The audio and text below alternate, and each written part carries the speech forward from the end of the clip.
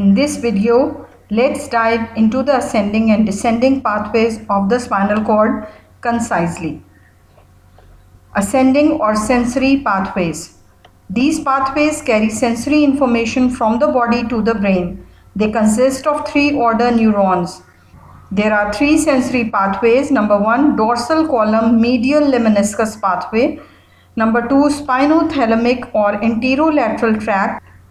And number 3, spinocerebellar tracts.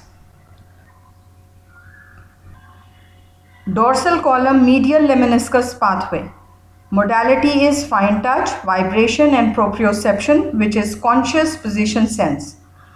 The first order neurons are cell bodies in dorsal root ganglia. These ascend ipsilaterally in fasciculus gracilis for lower body parts and fasciculus cuneatus for the upper body. Second order neurons lie in nucleus gracilis and nucleus cuneatus located in the medulla. The axons of these decussate as internal arcuate fibers and ascend as medial lemniscus. Third order neurons are present in the ventral posterolateral nucleus of the thalamus and project to primary somatosensory cortex. Number 2, spinothalamic or anterolateral tract. Modality is pain, temperature and crude touch.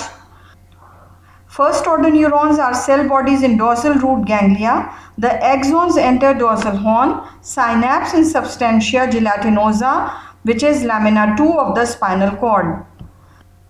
The axons of the second order neurons cross midline in anterior white commissure within 1 to 2 segments and ascend contralaterally as the spinothalamic tract. Third order neurons lie in the ventral posterolateral nucleus of the thalamus and project to primary somatosensory cortex. Number 3, spinocerebellar tracts. Modality is unconscious proprioception or coordination of movement. There are two of these tracts, posterior and anterior. The posterior spinocerebellar tract originates in Clark's column from thoracic segment 1 to lumbar segment 2. The fibers ascend ipsilaterally to cerebellum via inferior cerebellar peduncle. The anterior spinocerebellar tract originates in spinal border cells of the lumbar region. These decussate twice at cord level and in cerebellum. Enters cerebellum via superior cerebellar peduncle. The descending or motor pathways. These pathways convey motor commands from the brain to muscles. They usually involve two order neurons. These are corticospinal tracts, which are also known as pyramidal tracts, and the other extrapyramidal tracts. The corticospinal tract or pyramidal tract. Modality is voluntary movement. These tracts have upper motor neurons and lower motor neurons. Upper motor neurons originates in primary motor cortex or precentral gyrus. The axons descends through internal capsules, cerebral peduncles and reach medullary pyramids. 85 to 90% of fibers of the lateral corticospinal tract decussates at pyramidal decussation in medulla, and these control limbs movement through distal muscles, whereas no decussation at medulla for anterior corticospinal tract. These crosses at segmental level and control axial muscles. Lower motor neurons. Cell bodies are located in anterior horn and their axons project to muscles via spinal nerves. Extrapyramidal tracts. These modulate and refine movement, that is, maintain muscle tone, posture and balance.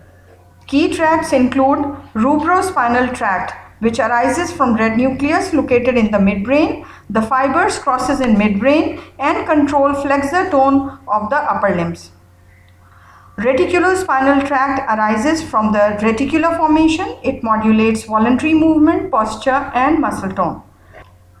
Vestibulospinal tract originates from vestibular nuclei located in the pons and medulla. It maintains balance and head position. Tectospinal tract originates from superior colliculus in the midbrain and coordinates head and eye movements during reflexive turning. Key takeaway.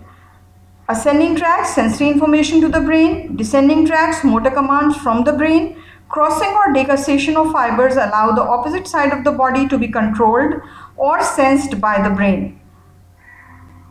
The spinal cord is a complex yet beautifully organized structure central to motor control, sensory perception, and reflex actions. Understanding its functions lays the groundwork for exploring spinal disorders, injury mechanisms, and neurological assessments. Thanks for watching. Stay curious and keep learning. Subscribe the channel and follow us for more high yield medical videos.